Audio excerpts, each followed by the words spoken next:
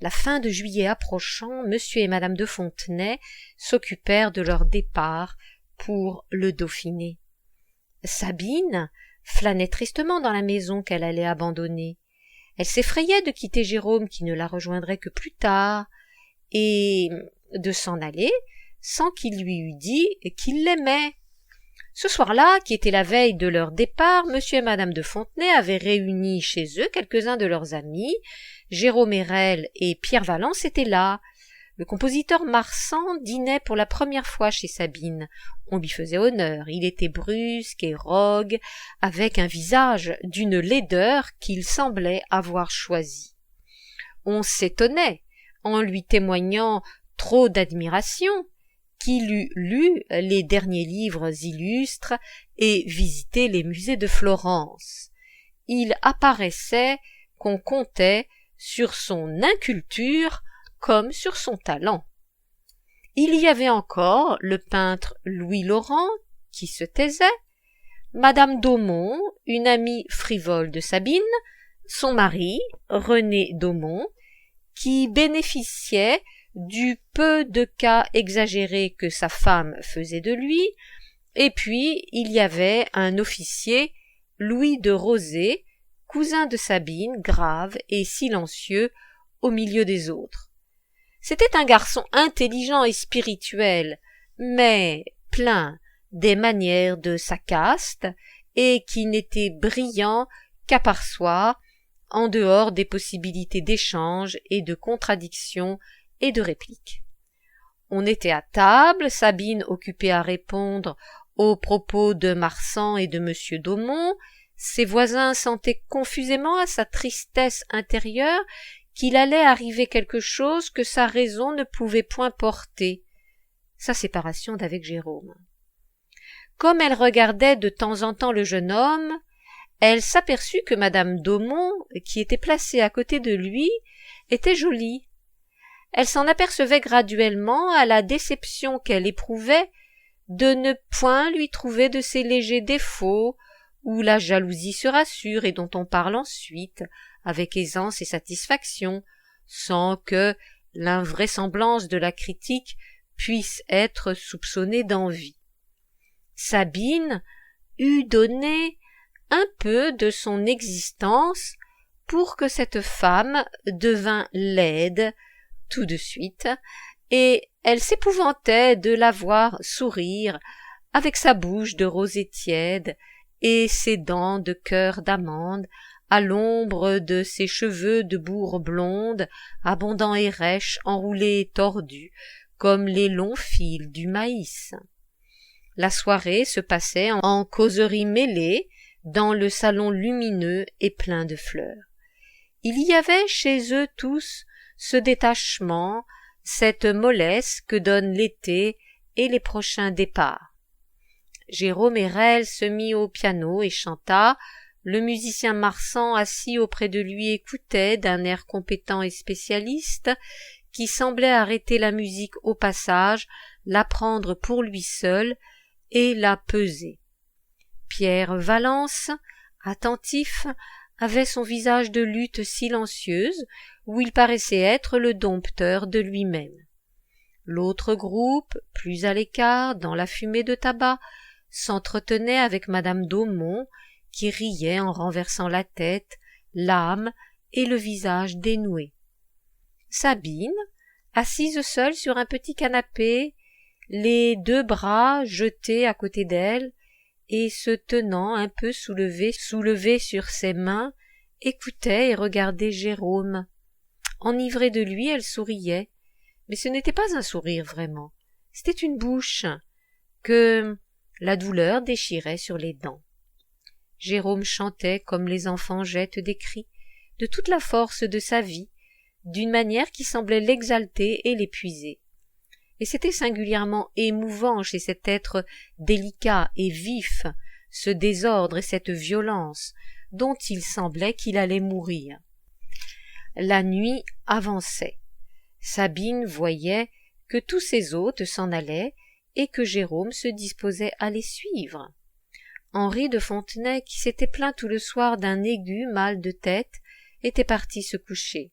Alors, comme Sabine reconduisait jusqu'au vestibule madame d'Aumont, elle donna à Jérôme, à voix basse et rapide, avec une brusque décision, un sentiment de nécessité inexorable, l'ordre de rester au salon et de l'attendre. La maison étant vide et silencieuse, Sabine rentra dans ce salon où Jérôme l'attendait. On y respirait encore la chaleur passionnée d'une soirée de musique, les lumières des bougies, battues par le vent venu des fenêtres ouvertes, clignaient et pliaient, les touffes de roses parfumaient lourdement. La pendule sonore dispersait le temps de la nuit, plus mystérieux. Sabine ne savait plus ce qu'elle voulait dire à Jérôme. Elle avait une sorte de honte et de surprise à être là, avec sa coiffure un peu défaite et descendant sur son cou nu, avec sa robe de dentelle et de soie traînante où ses pieds se prenaient. Elle se sentait confuse et misérable. Jérôme était comme elle, nerveux et pâle. Il lui dit en tremblant un peu, « Sabine, vous devriez aller vous reposer, il est tard, vous partez demain. » Et puis, il se passa la main sur le front, comme s'il voulait en arracher une pensée pesante, une douleur, et Sabine crut qu'il pleurait. Alors, elle le pressa contre elle, d'une terrible tendresse, et ils restèrent un instant immobiles, comme endormis dans un sommeil violent, jusqu'à ce que, les yeux fermés, Sabine sentit se dénouer l'étreinte du jeune homme. Et, sans se regarder, sans se parler, la force morte en eux, ne comprenant rien l'un à l'autre, ils se quittèrent lentement. Le lendemain, dans la clarté de sa raison revenue, Sabine se rappelait quel élan l'avait portée vers Jérôme, élan si farouche et d'une ardeur si sombre qu'elle n'en avait pas éprouvé la volupté. Ce qu'elle avait cherché en cet instant contre le cœur de cet enfant, c'était le goût de son âme faible et fuyante. Elle n'avait eu, appuyée à lui, que cette idée de l'attacher à elle, de le prendre et de le garder. Elle l'avait aimé d'une mâle et maternelle tendresse, et, à l'âpreté douloureuse de cet effort, elle comprit qu'elle ne connaîtrait point avec lui de certitude et d'apaisement. Ah, qu'on ait pu donner le nom de l'amour à de brèves et sensuelles défaillances, quelle stupeur quand elle pressentait bien maintenant qu'on ne goûtait point dans la passion de mollesse et de plaisir. Elle était entrée dans un combat perfide où, si blessée elle-même, elle serait pourtant celui des deux qui lutte, qui s'acharne et qui veut. Elle aurait chaque jour à regagner cet être mobile, cet esprit ondoyant et distrait, qui, aux heures des allusions, échappait aux questions pressantes, comme on se défait d'une étreinte, avec une sorte de rudesse et de glissement. Elle comprit que jamais elle n'aurait auprès de cet ami un instant de détente et d'abandon. Ce qu'elle eût désiré, ce qu'elle espérait candidement, c'était de le tenir un jour endormi contre elle, et de goûter ainsi à la faveur du repos de cette âme la plénitude possible de la sécurité et du pouvoir. Elle se disait tout cela encore le soir, quand jetée dans un fauteuil de son wagon, elle regardait par la portière du train fuir les petites maisons jardinières des tristes banlieues de Paris. Elle souffrait de son mari, distrait et amusé, et puis elle s'endormit de ce sommeil lucide et raisonneur qui ne délie point les tourments de l'âme, ni leur donne, dans les rêves, de plus hésitants et lointains visages. Elle s'éveilla au matin, l'esprit tout endolori. Elle essayait de ne pas se réveiller, de ne plus se réveiller, pour ne pas retrouver sa pensée qui commençait de s'éclairer, qui se levait, comme l'aube grise du jour de pluie qu'il faisait. Mais l'arrêt du train, des voix vives au dehors, le bruit des portières ouvertes par où entrait l'air mouillé, l'avertirent de son arrivée. Elle s'habilla, descendit aidée d'Henri, et gagna par le quai de la gare la petite place de terre trempée où stationnaient quelques voitures. Contre une haie de feuillage vert, des rosiers frêles et frileux tremblaient. Les montagnes au loin étaient dures et tristes, trop rapprochées par l'atmosphère. Sabine retrouva, sans plaisir cette fois, cette terre vive du Dauphiné, imbibée de sources sourdes à peine visibles, devinées seulement par la mouillure des herbes étendues. Ces chemins bosselés, vallonnés, ces soulèvements des plaines herbeuses, ces bourgs roulés au creux du terrain, gênaient sa pensée lasse et avide de clair espace. Elle vit ce qu'elle promènerait au bord de ces routes, sous l'amer feuillage des noyers, de regrets, d'impatience et de désir. Quand elle fut dans sa chambre, elle s'appuya à la fenêtre, pensa à la douceur du passé monotone, aux joies d'autrefois, à ce qu'elle avait en elle d'enfantin l'autre été et à jamais perdu, car le poison coulerait désormais le long de l'avenir. Elle regardait la pluie, et elle écoutait tomber sur le petit toit de zinc qui avançait sous sa fenêtre le bruit des gouttes d'eau disparates. Chapitre 7.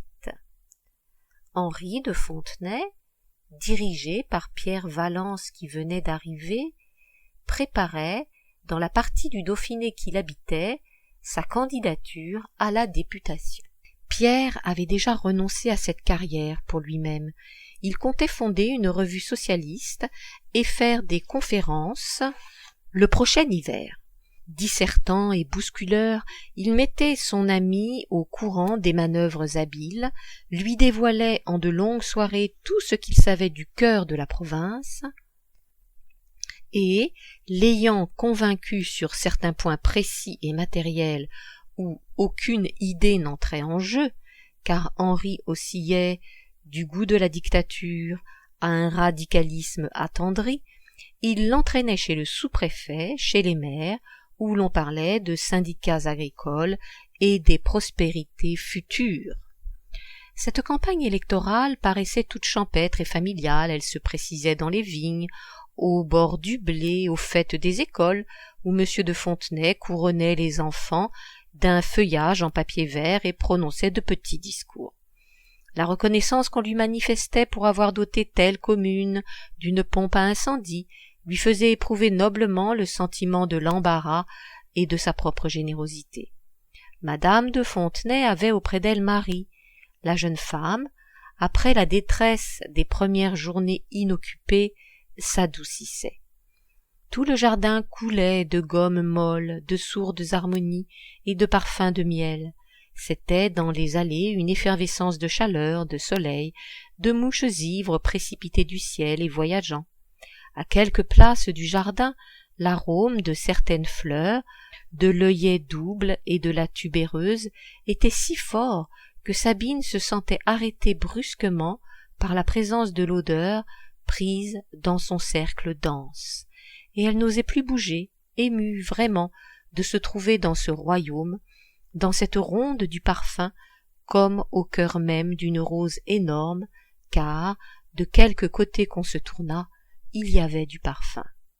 Apaisée, assise au milieu du feuillage, la tête levée, elle regardait pendant les heures chaudes l'infini glisser aux parois bleues du ciel imaginaire. Mademoiselle de Fontenay, à qui sa belle-sœur ne parlait pas de ce qui la préoccupait, attribuait ces longs silences aux vagues langueurs et au plaisir secret de cette âme difficile. Et Sabine recommençait tout son rêve. Jérôme lui avait écrit 2 lettres qui étaient semblables aux lettres d'autrefois. Il annonçait qu'il arrivait dans les derniers jours d'août.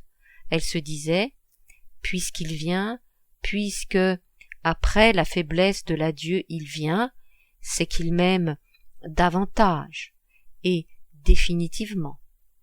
Retombant alors au puéril souci qui marquait chez elle l'accalmie des grands troubles, elle s'inquiétait qu'il n'eût qu'1 an de plus qu'elle. Dans 10 ans, ce sera moi qui serai la plus vieille, soupirait-elle. Mais cela ne fera rien encore, ajoutait son âme violente. La passion est plus belle que le visage. Je serai un jour comme les hommes qui n'ont pas besoin d'être beaux pour qu'on les aime. Et quel regard clair de fille de 16 ans vaudra mon cœur démonté, mes yeux de douleur et de rage. Ce sont elles qui seront jalouses et qui pleureront, car je tiens en moi le divin emportement qui rend multiple et divers, et semblable à la déesse qui avait 3 visages et dont tous les yeux brûlaient. Pendant les premiers jours de son arrivée, Jérôme Hérel ne se trouva pas une fois seul avec madame de Fontenay.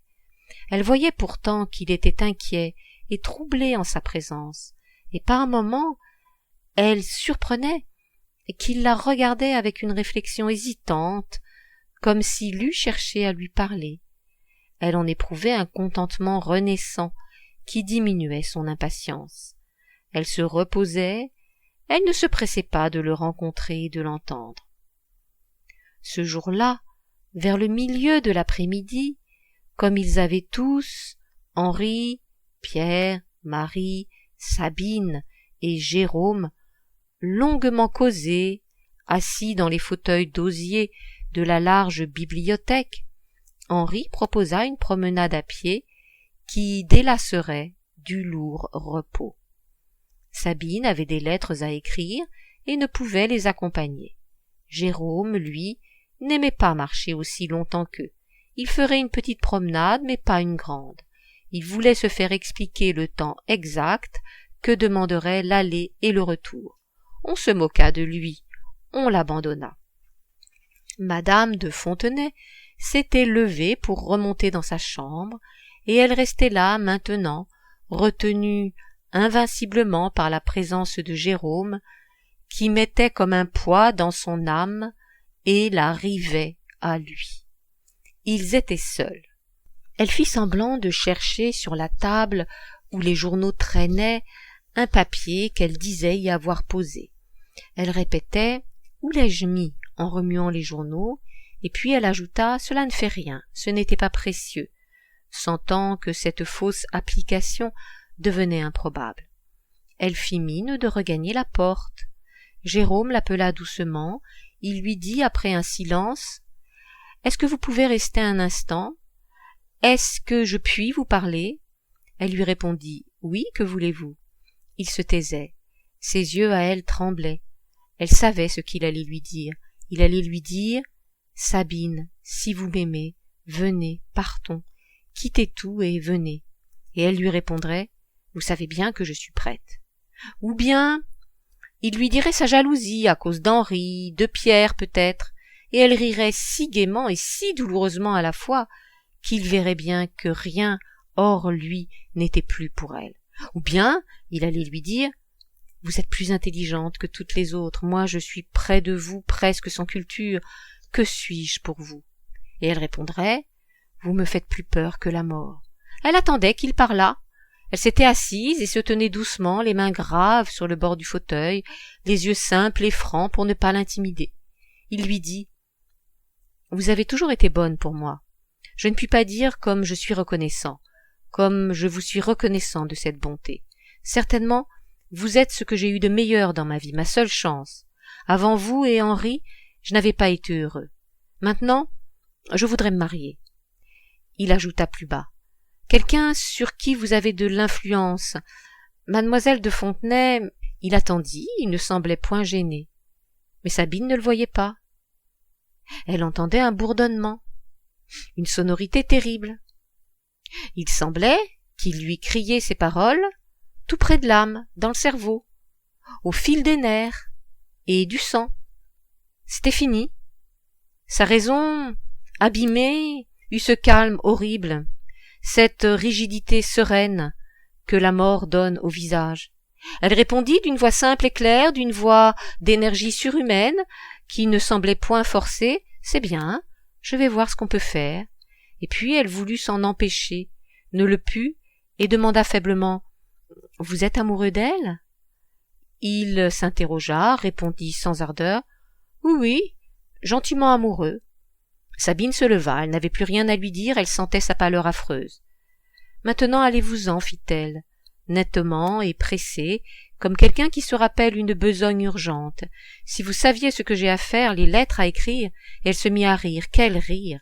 De quel clavier cassé de la joie venait ce rire? Elle resta seule, elle s'assit, elle ne savait plus rien. Elle regardait obstinément un petit paysage japonais, dans un cadre de bois accroché au mur. Elle remarqua que, sur le papier de riz d'un ton d'ivoire, les nuages qui représentaient un ciel du soir étaient comme une fumée de cigarettes. Elle regardait cela avec pitié et douceur, comme si cette image lui était devenue fraternelle d'avoir assisté à toute l'horreur qu'elle venait de vivre. Quelque chose dans son être était si cassé, si rompu en deux, qu'elle pensait avoir le corps brisé aussi, ne plus pouvoir marcher si elle essayait de se lever. Et par besoin de ne plus voir ce qu'elle voyait, elle se leva, fit quelques pas, ses seuls mouvements dressèrent en elle sa pensée qui se mit à revivre avec une musculature terrible. Elle sentit cela, en eut une peur affreuse. Elle se prit la tête, ses mains retombaient et remontaient à son front. Elle disait à haute voix « Il faut avoir du courage, du courage. » Des souvenirs lui arrivaient, souvenirs de la voix, du regard de cet homme, souvenirs qui bondissaient en elle comme des lions et, imprimant à son être les mouvements de son âme, la jetaient de côté, écrasée, les deux mains collées à la muraille. Elle disait encore « Il faut tuer cela, et elle marchait dans la chambre avec une application, une vigueur inouïe, les bras ouverts dans un geste de force extrême.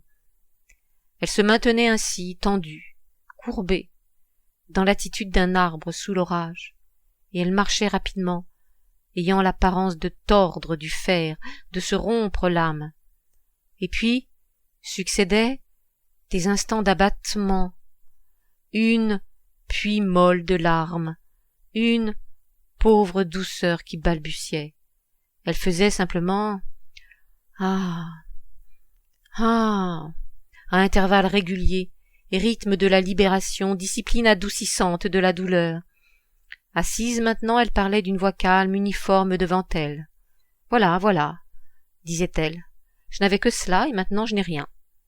Je veux que quelqu'un me prenne la main, et je lui dirai « vous êtes bon, et je mourrai, et je serai tranquille, et ce sera si drôle que je sois tranquille, parce que rien en moi jamais n'a été tranquille. Et d'abord, cela ne me reposera pas d'être morte, parce qu'il faudra que je sois morte très longtemps pour que quelque chose me repose, et cela sera si fou que je sois morte. » Elle tourna la tête vers la fenêtre, qui était ouverte sur le jardin. Une petite brise chaude semblait répandre, étendre sur les chemins la fine cendre du soir. On voyait, très distinctement, 3 peupliers sur le coteau. Sabine les regardait, hébétée. Elle se disait qu'ils étaient rapprochés et inégaux, faiblement, comme les 3 doigts du milieu de la main, juste comme ces 3 doigts-là. Elle pensait, tout est dévasté partout, tout est petit et misérable dans la nature, les pauvres arbres avec leurs feuilles qui tremblent et à qui le vent fait peur, et tout ce jardin qui a peur du soir et qui n'est jamais heureux et qui ne s'amuse jamais. Elle éprouvait à présent un vide allégeant dans la tête. Elle soupira. « Je suis plus calme en ce moment. Depuis combien de temps suis-je plus calme ?» Elle était comme au sorti de ces brusques et brefs sommeils de quelques minutes, où le songe semble avoir tenu un plus long espace. Une hirondelle, rapide et basse, passa, jetant un cri, 2 cris, qui entrèrent en Sabine comme une flèche fine et tournante, et l'angoisse à nouveau l'inonda.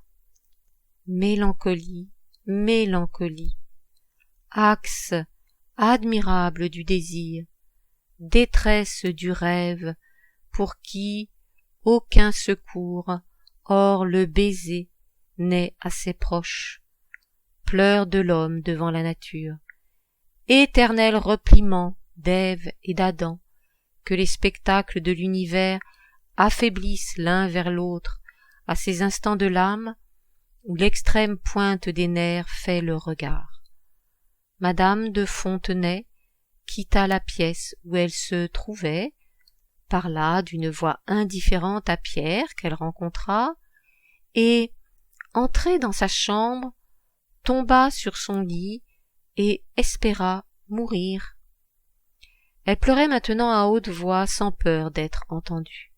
Elle sentit alors que tout en elle se dénouait, que la vie, la force, la prudence, l'habitude et l'instinct se défaisaient, fuyaient en larmes sur son visage. On frappa à sa porte, elle se redressa et cria « Qui est là? On n'entre pas ?» Mais la porte tourna doucement, et Pierre Valence entra.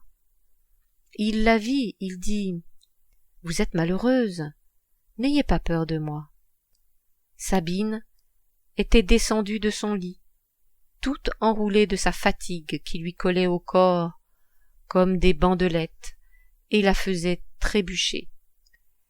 Elle s'approcha de Pierre, lui prit la main, le força à s'asseoir et s'assit près de lui. Ils se turent un instant, et puis il lui dit « Pleurez, parlez, nous sommes seuls. Je viens de quitter sur la route votre mari et votre belle-sœur. Ils ne seront pas de retour avant ce soir. Ne me racontez rien, si vous voulez, mais ne retenez pas votre peine. » Et Sabine appuyait doucement sur ses yeux la main de Pierre, afin d'être sans regard, comme dans la tombe profonde. Et par instants elle s'assoupissait, puis elle s'éveillait, percée de souvenirs stridents. Elle tremblait. Son cœur, qui sautait en elle, la secouait de cahots durs et répétés. Il semblait qu'elle était emportée par une voiture fragile sur des routes hérissées et cruelles. Pierre lui dit « Vous souffrez en ce moment le plus fort de votre mal. Après, cela sera mieux, vous verrez. » Mais elle croyait que c'était irrémédiable. Elle se répétait que ce qui était tout à l'heure n'était plus. Elle ne comprenait pas qu'une minute, que la plus légère fraction du temps, eût suffi à diviser sa vie, à la couper en deux, à mettre dans le passé les seuls moments de bonheur qu'elle eût eus, de quel amer bonheur pourtant. Et de l'autre côté, dans l'avenir, la douleur, la plaine basse, morne et indéfinie. Elle se lamentait. L'amitié de Pierre, qui ne pouvait rien, se troublait de voir ses larmes. Ils étaient harassés l'un comme l'autre. De force, pour qu'elle goûtât un peu d'air, il l'emmena dans le jardin. Elle était étonnée de tout ce qu'elle voyait. Elle ne comprenait pas pourquoi il y avait des roses sur les rosiers, des roses tranquilles et belles, lourdement balancées sur les tiges épineuses. Le soir descendait sur les chemins, s'appuyait au feuillage, les pénétrait de son baiser triste et doux. Toutes ces parcelles de la beauté faisaient mourir Sabine au-dedans de son être. Pourquoi ces fleurs, ces odeurs, ces grâces du soir, ce bruit d'argent de l'eau retombant dans le bassin, puisque l'homme et la femme étaient ennemis? Elle vit passer une fille de la campagne qui traversait le jardin, tenant sa serpe et son arrosoir.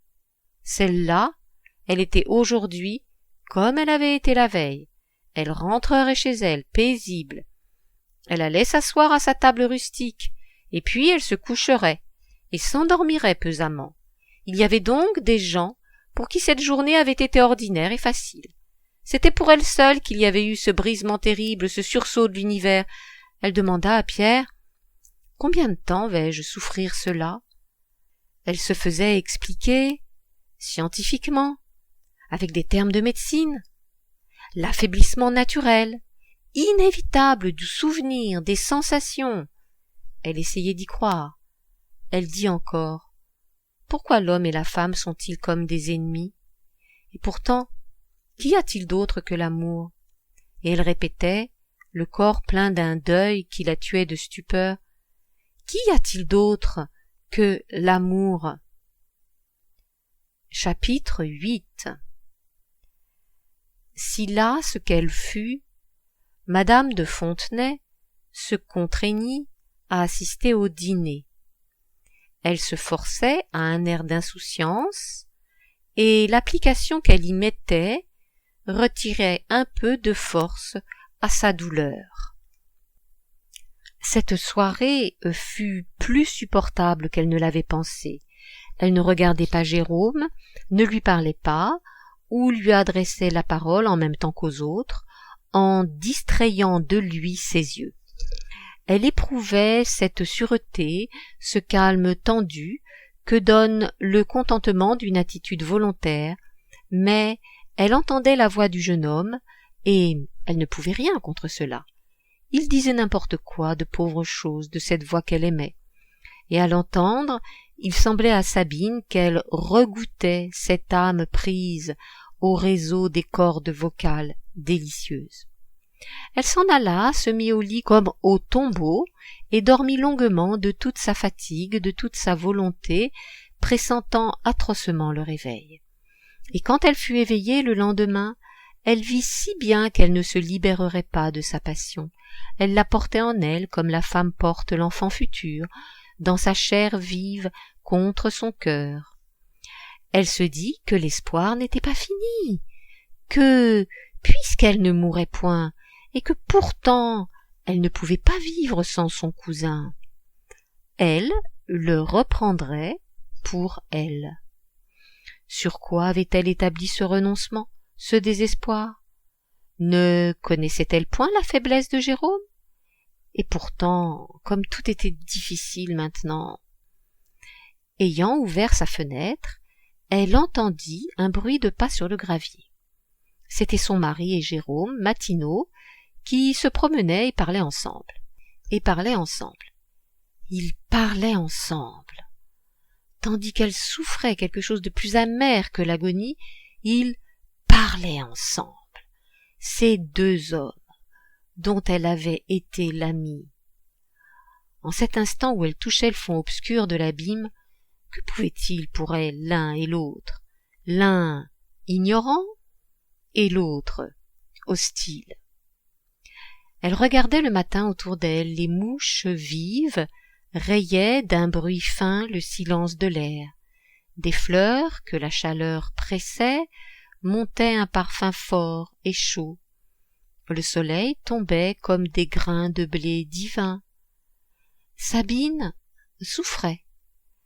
Elle se disait que chaque fois que tremblerait sur le jour ébloui le ciel infini de l'été, que partout où il y aurait de la lumière, de l'air léger, des touffes d'herbes scintillantes, de l'azur serré et coupé aux doigts vifs des feuilles, partout où il y aurait une place fraîche à l'ombre d'un arbre, une maison naïve et douce avec le secret de sa porte, de ses stores baissés, de son lierre et de ses rosiers, partout où serait une route avec un horizon de collines violettes et auprès de haies vives et de petits talus un chemin de cailloux et de rails où s'engouffre et crie un train passionné, que partout où seraient toutes ces choses, son cœur comprimé lèverait un prodigieux et mortel soupir.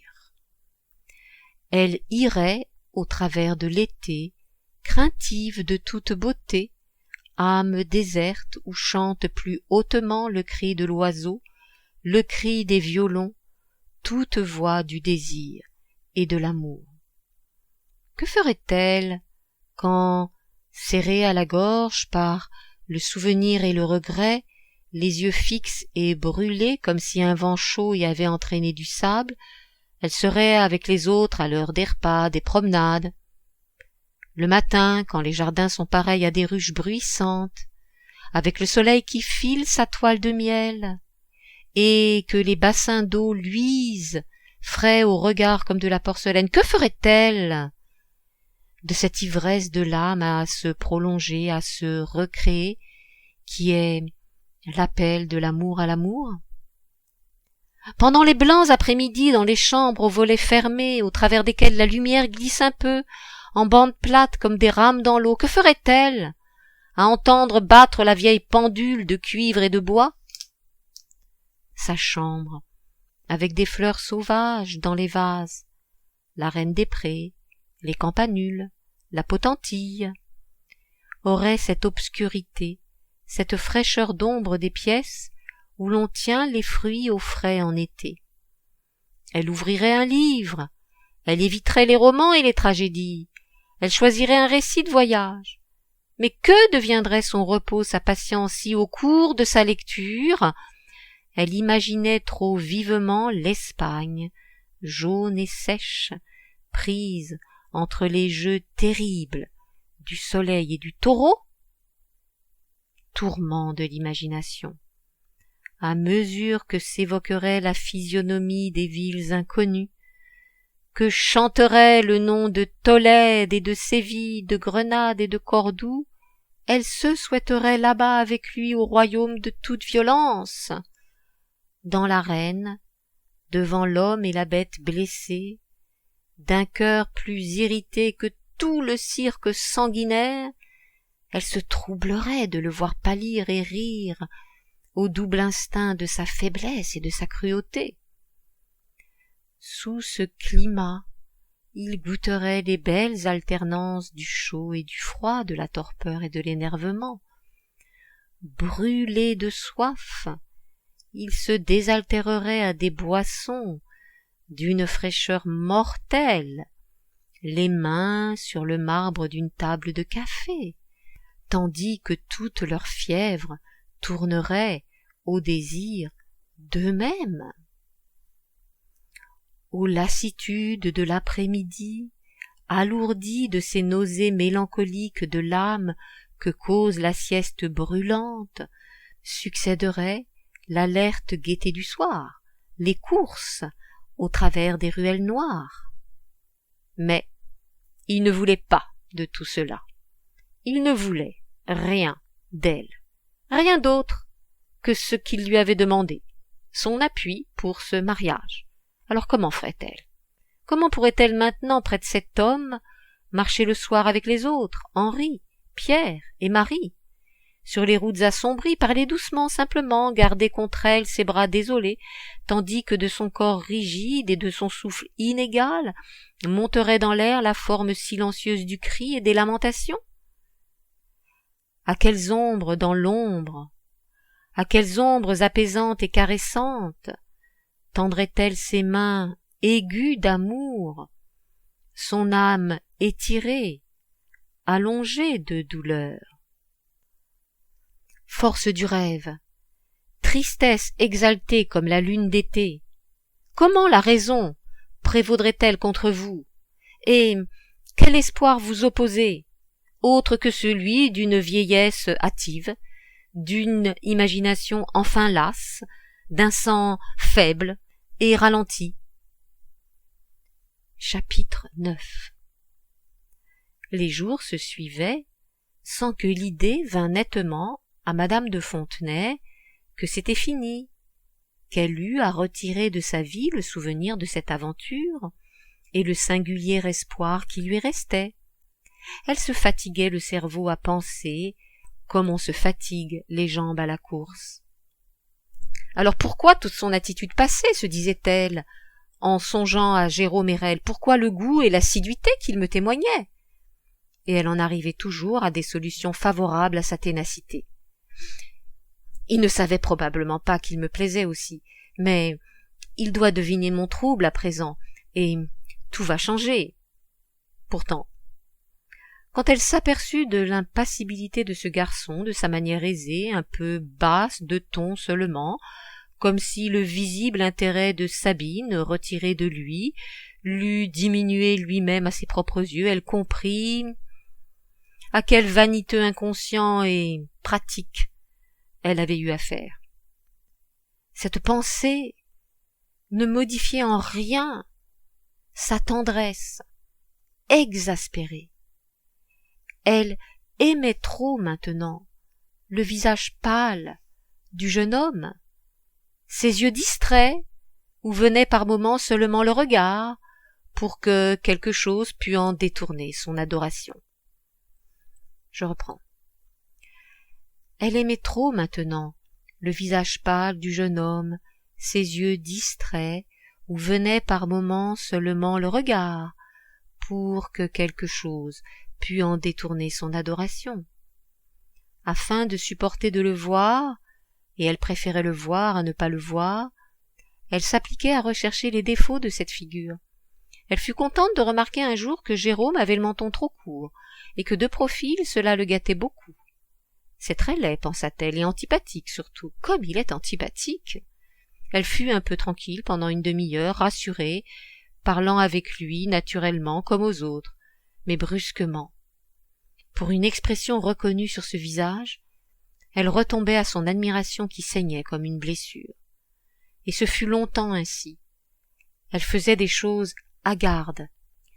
Un jour qu'une de ses amies, qui habitait un château voisin du sien, était venue la voir avec son petit garçon de 2 ans, et ayant un mot à écrire s'était retirée dans la bibliothèque, laissant Sabine seule avec l'enfant, elle avait pris doucement contre elle le petit, et elle lui disait dans les cheveux « Vous, petit, vous êtes heureux, vous êtes un petit garçon, plus tard vous aimerez des femmes, et cela ne doit pas être aussi terrible. » Une autre fois, comme on discutait des passions après le dîner, tous ensemble, Henri de Fontenay même étant là, et que Louis de Rosé, en manière d'interrogation vague, demandait comment, chez les femmes, naissait l'amour, Sabine, impatiente et pressée, répondit « Voilà, on ne pense à rien, on est content, on s'habille le soir, on se met des couronnes de fleurs sur la tête et des robes de tulle où l'on est à moitié nu, on se vide des flacons d'odeur sur les bras et on va à cela en riant sans se douter comme on est brave.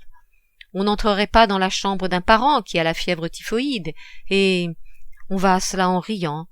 Et c'est la plus affreuse maladie avec toutes les taches bleues sur l'âme. » Elle ajouta, l'air indifférent et désintéressé, « Je l'ai observé chez beaucoup de mes amis. » Maintenant, la vue de Jérôme l'irritait.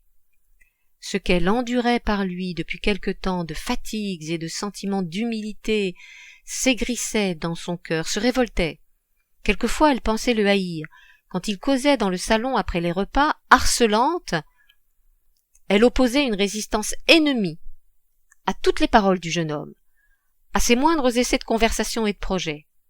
Avec une ironie de l'attitude et du regard, elle repoussait tacitement ce qu'il disait, ce qu'il allait dire, jusqu'à ce que, sur le visage de Jérôme, apparut ce découragement physique, cette fatigue morale, proche des larmes, que Sabine connaissait.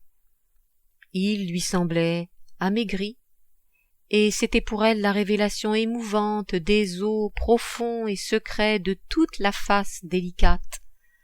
Alors, soudain changée, elle devenait fraternelle, elle organisait autour de lui le contentement, la liberté, elle eût voulu lui prendre la tête et la bouche douce dans ses cheveux, le consoler, le reposer de sa tendresse à elle, de sa tendresse mauvaise et nuisible. Quoiqu'elle n'eût pas modifié ses sentiments à l'égard de Marie, elle préférait l'éviter. Elle comprenait qu'il faudrait, un jour, qu'elle lui parlât de la démarche de son cousin, et qu'elle lui proposât ce mariage. Elle pleurait à cette pensée, elle était si fatiguée, qu'il y avait des choses qu'il ne fallait vraiment pas qu'on lui demandât. Jérôme n'aurait pas dû la charger de cette besogne. Aussi elle se donnait du temps, se traitait comme une malade qu'elle ménageait, attendant pour aborder ce sujet l'arrivée de sa belle-mère, et d'avoir eu quelques nuits de meilleur sommeil. Elle savait bien qu'elle ferait ce qu'il faudrait faire, mais elle y préparait ses forces lentement. D'ailleurs, elle avait été brave et droite, n'ayant point essayé de tromper sa conscience, en se persuadant que ce mariage ne conviendrait pas à Marie. Elle sentait que mademoiselle de Fontenay pourrait être heureuse avec ce garçon qui avait de la grâce, des occupations, une vertu étroite et sèche, mais probablement exacte et fidèle, et à elle-même il semblait encore qu'une telle union était le seul désir possible. Un jour qu'elle se trouvait seule dans le salon, toutes les deux prenant du thé, « Marie, dit Sabine à sa belle-sœur, j'ai quelque chose à te raconter qui va te sembler très drôle. Devine qui voudrait t'épouser. » La jeune fille fut surprise, elle leva la tête et chercha. Elle citait, après de longs efforts de réflexion, un nom, et puis un autre non. Et Sabine, gentiment, l'air amusée, ayant oublié sa peine, riait et faisait de la tête signe que la petite se trompait. Les tasses de thé sur la table entre elles deux laissaient s'en aller leur vapeur. L'ombre et l'humidité du crépuscule entraient par la fenêtre mal refermée. On voyait le ciel d'une longue couleur bleue encore. Madame de Fontenay avait enlevé de ses cheveux son chapeau de fleurs, elle le tenait sur ses genoux, elle jouait à piquer dedans d'un mouvement vif son épingle à boule d'opale, et fixant des yeux gais, bons sur Marie qui ne trouvait pas, elle s'intéressait à attendre le nom qu'elle épiait, enfantinement, comme à la roue d'une loterie. « Je vous les ai tous nommés, tous ceux que j'imagine !» s'écria la jeune fille dont les idées s'embrouillaient et qui s'impatientait. « Dis qui c'est, Sabine !»« Eh bien voilà, c'est Jérôme, ma chère. Il a une envie folle de t'épouser. » Marie, ébahie, demanda coup sur coup, avec de petites pauses. « Non, tu crois? Il te l'a dit? »« Oui, il m'a prié de t'en parler, et moi je trouve que ce serait très bien ce mariage. » Mademoiselle de Fontenay se taisait. Elle accueillait gravement en elle cette nouvelle image de la vie qui descendait dans sa stupeur et l'illuminait. Ensuite, d'une voix pieuse, attendrie du respect qu'elle prenait de sa propre situation, elle interrogea sa belle-sœur, se faisant expliquer depuis quand Jérôme l'aimait et s'il avait souvent parlé d'elle et comment il en avait parlé. Sabine répondait de manière à persuader la jeune fille qui, chaque fois, s'émouvait un peu davantage. Une grande tendresse allait de l'une à l'autre. « Laisse-moi tout ce mois-ci pour réfléchir, » murmura Marie. Il faisait sombre dans la pièce. Le ciel, après le soleil couché, avait la couleur du petit jour. On devinait le froid des fleurs au bruit léger du vent qui remuait les rideaux. Marie se leva et s'assit sur les genoux de Sabine. Elle pesait sur celle-ci qui était la plus délicate. Tombée dans la rêverie d'un passé que l'idée du mariage venait d'atteindre et de reculer, la jeune fille demanda « Un jour, si je suis mariée, est-ce que je te verrai autant ?»« Tu penses bien, répondit la jeune femme, toi et moi, c'est pour toujours, ma chérie. » Leurs deux robes étaient mêlées, Sabine tenait Marie, qui était lourde, et qui, bouleversée à la pensée d'une existence changée et de la vie à vivre, se pendait à elle, cachait sa tête faiblement comme une petite fille sacrifiée. Les jambes de Sabine étaient toutes couvertes de Marie. Un bout de la jupe de toile violette de la jeune femme dépassait seulement, et bordait les pieds minces, un peu écartés, dans la pose de l'effort. Le sifflement et le bruit du train ébranlèrent de mélancolie l'air du soir. Et puis, sur le silence revenu, les grillons, au clignement de leurs ailes, étendirent leurs nappes de cris. Sabine, d'un geste répété, traînait sa main sur les cheveux de Marie. Elle lui chuchotait d'une voix qui baissait et devenait mystérieuse comme la pièce sombre. « Réfléchis, et puis décide-toi, n'est-ce pas? Je serais si contente. » Et elle ajoutait « Sois heureuse. » Et, en ce moment, son cœur s'emplissait de douceur, de pardon infini, de larmes et de sainteté. Chapitre 10. Marie, de temps en temps, quand elle se promenait avec sa belle-sœur, lui parlait de ce projet.